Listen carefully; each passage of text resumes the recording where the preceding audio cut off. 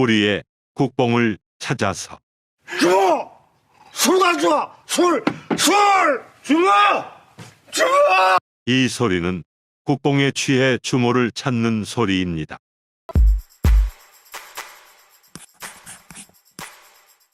안녕하세요, 팬더입니다. 여러분은 국뽕 영화 좋아하시나요? 싫어하시나요? 저는 좋아합니다. 이번 영상은 국뽕과 예술에 관한 이야기입니다.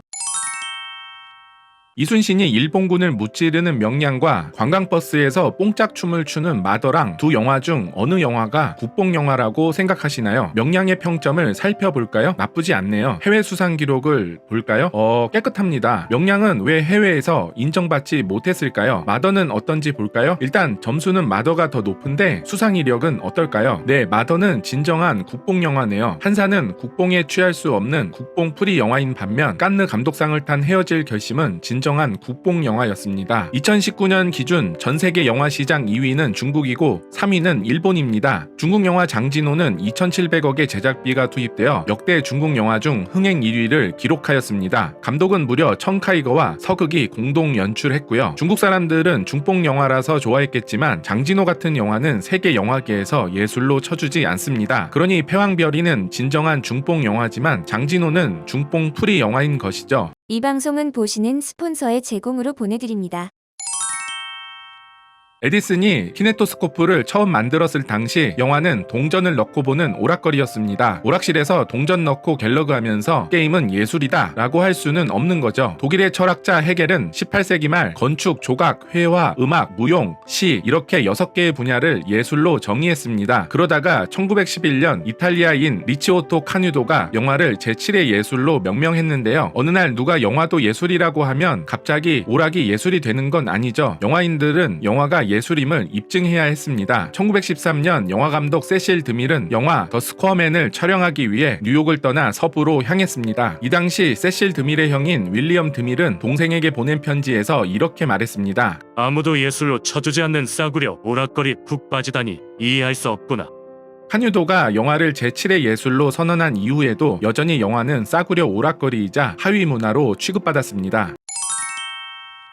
이런 지적에 대해 반발이라도 하듯 1920년대에 프랑스 영화계에서는 아방가르드 운동이 일어나게 됩니다. 아방가르드가 무슨 뜻인지 알고 계신가요? 프랑스어 아방가르드는 군대에서 유래한 단어인데 영어로 하면 뱅가드이고 한국어로 하면 전위부대입니다. 그래서 기존 예술보다 좀 더 앞서 나간 예술을 아방가르드 혹은 전위예술이라고 부릅니다. 다다이즘, 입체파, 표현주의, 초현실주의 모두 아방가르드이죠. 아방가르드 예술은 이전에 본 적이 없는 새로운 형태의 예술이라서 난해합니다. 노블 만든 조동필의 영화사 홈페이지에는 다음과 같은 문구가 적혀 있습니다. 이게 무슨 말인지 이해하기 쉽게 의역하면 우리는 공포로부터 SF와 사회풍자에 이르기까지 전통적인 장르 영화의 이야기 구조 속에서 예술과 흥행 두 마리 토끼를 다 잡을 것이다. 이런 말입니다. 조동필 영화사의 방향이 공포에서 출발해서 다른 장르로 이야기의 방향이 뻗어나가되 장르 영화로서의 특징 안에서 재미와 아방가르드를 다 추구하겠다. 이기 때문에 앞으로 조동필 영화에서도 아방가르드가 빠질 일은 없을 겁니다.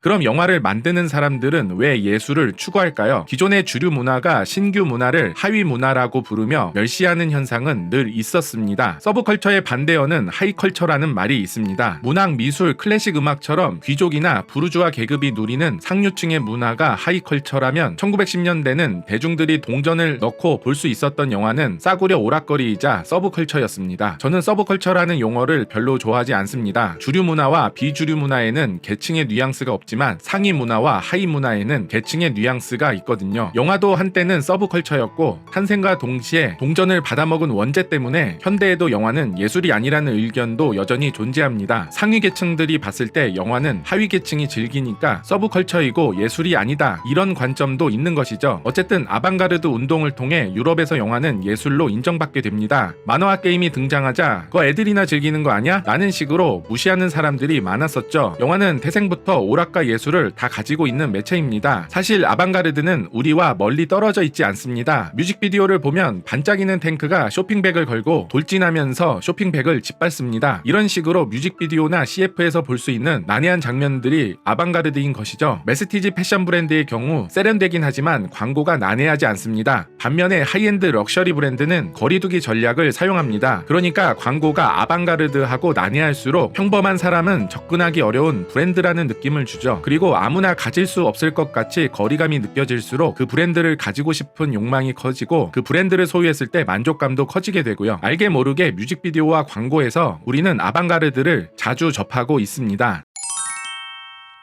이 노브 해설 영상을 보신 후에 관객이 어떻게 이런 걸 알고 보냐고 화를 내신 분도 계셨는데, 쉬운 영화는 한 번만 즐기면 되지만 어려운 영화는 본편에서 한 번 즐기고 해설에서 또 한 번 즐기는 재미가 있습니다. 아키라를 초능력 오락물로서 한 번 즐기고 끝날 수도 있지만 해설을 들으면서 일본의 재무장을 비판한 작품이라는 것을 알고 보면 더 재밌게 즐길 수 있는 것이죠. 조동필은 노브를 만들면서 관객이 모든 것을 알아채길 기대하진 않았을 겁니다. 노브도 아키라처럼 본편으로 즐겨도 좋지만 해설편은 보너스 같은 재미인 거죠. 해석이 필요한 영화는 실패한 영화다, 이런 분들도 계시는데, 영화는 시간적인 제약 때문에 짧은 순간에 내용을 압축해 넣어야 하는 태생적 특징이 있습니다. 그냥 영화라는 매체 자체가 깊이가 깊은 작품일수록 다회차 관람이 필요하고 해설이 필요한 태생적인 한계가 있는 것이죠. 제가 최근에 헤어질 결심이나 노블 해설해드린 이유가 이런 영화는 해설과 N차 관람이 없으면 완성되지 않는 영화이기 때문입니다. 영화 전문가가 아니면 이해할 수도 없는 영화가 제대로 된 영화냐고 욕하시는 분들도 계시는데, 미술관에 가서 모나리자를 봤는데 도대체 모나리자가 뭐가 그리 대단한지 모르겠어요. 그래서 유튜브에서 모나리자가 왜 유명한지 검색해서 영상을 봅니다. 이게 문제가 될까요? 설명이 필요한 모나리자는 실패한 예술일까요? 옛날에는 영화를 이해하려면 대학에서 강의를 들어야 했는데, 지금은 클릭 한 번에 집에서 편하게 스페이스 오디세이, 아키라, 노 이런 어려운 작품들을 이해할 수 있는 시대입니다. 유튜브에서 해설을 찾아보는 건 지극히 정상적으로 영화를 즐기는 방법입니다. 해석이 필요한 오락이 실패한 오락일 수는 있어도 해석이 필요한 예술이 실패한 예술인 것은 아니죠. 영화를 오락으로서만 바라보기 때문에 해설이 필요한 영화는 실패로 보이는 것일 뿐입니다.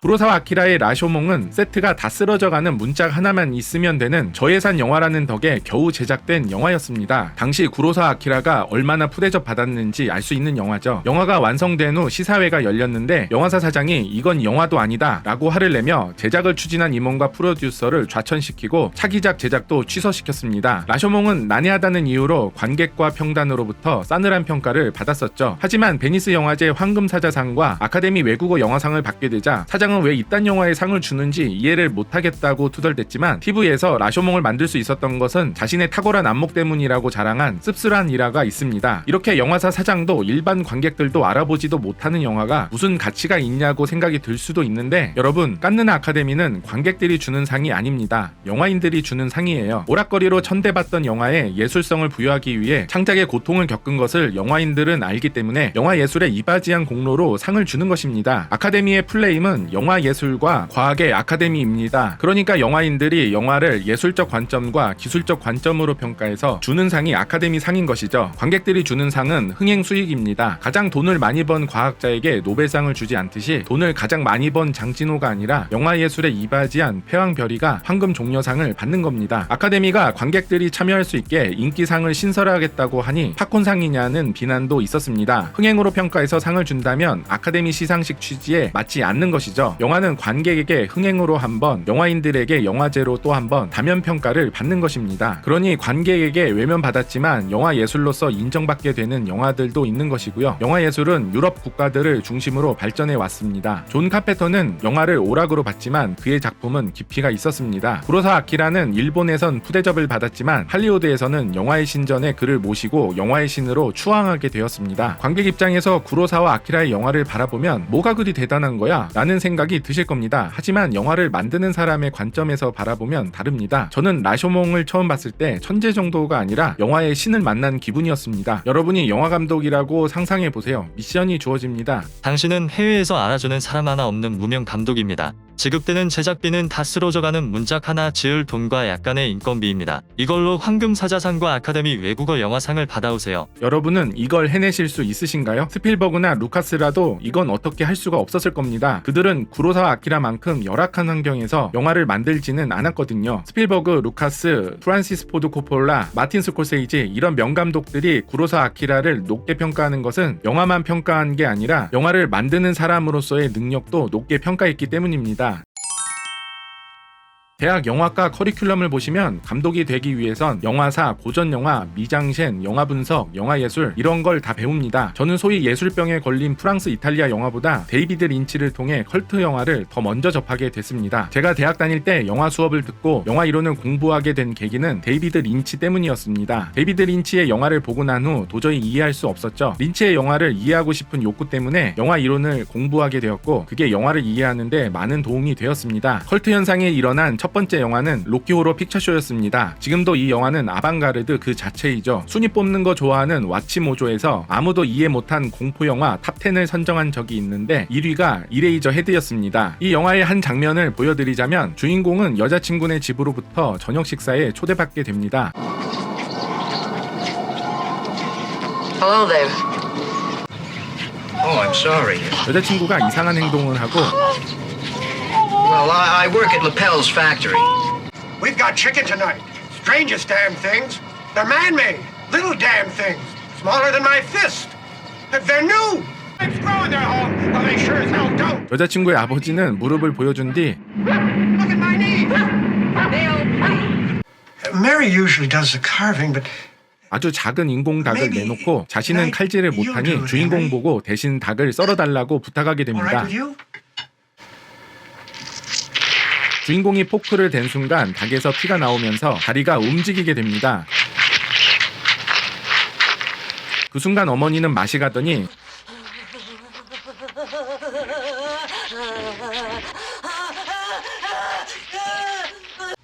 Did you and Mary have sexual intercourse? 딸과 잠자리를 가졌는지 추궁하다가 사위를 덮치려고 하는 걸 딸이 말립니다.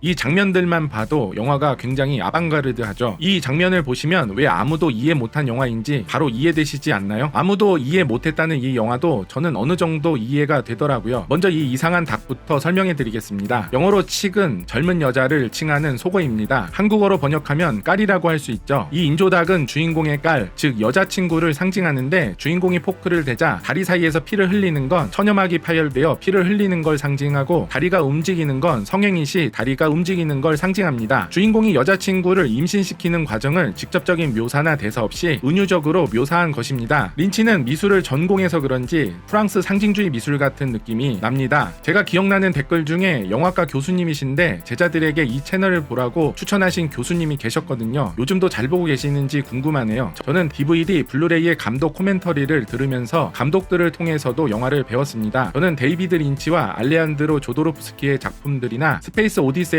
설명해 줄 수 있는 사람이 없어서 스스로 영화를 공부하는 수밖에 없었습니다. 저는 이레이저 헤드 같이 정신 나간 영화도 해석할 수 있는데 에반게리온 해석이야 일도 아니죠. 이레이저 헤드든 노비든 관객들이 창작자만큼 예술적 감각이 있는 것도 아니고 창작자만큼 창의력이 있는 게 아니기 때문에 이런 작품들을 이해하기 어려운 게 당연합니다. 제가 영화 이론을 배운 뒤로는 관객의 입장에서 영화를 보지 않고 영화를 만드는 사람의 입장에서 영화를 보아왔습니다. 관객의 입장에서 영화를 보면 어려운 영화를 이해할 수 없습니다. 만드는 사람의 입장에서 영화를 바라볼 수 있어야 어려운 영화를 이해할 수 있거든요. 제 해석이 신기해서 그런지 이렇게 남이 해놓은 거 짜집기 한 거 아니냐고 의심하시는 분이 계시던데 누구 걸 보고 베끼지 않으면 만들 수 없을 정도의 퀄리티라는 칭찬인 거죠. 근데 좋은 원본이 있어야 표절이나 복사를 할 텐데 일단 보고 베낄 만한 게 없어요. 로댕을 오뎅이라 적은 답을 베끼다 보면 덴뿌라라고 적게 됩니다. 로댕을 보신 건지 덴뿌라를 보신 건지 그 정도는 시청자분들이 잘 판단하시겠죠. 제가 노베에서 이 초록색과 주황색을 크로마키 기법으로 해석한 것에 대해 너무 나간 해석이라는 분도 계셨는데요.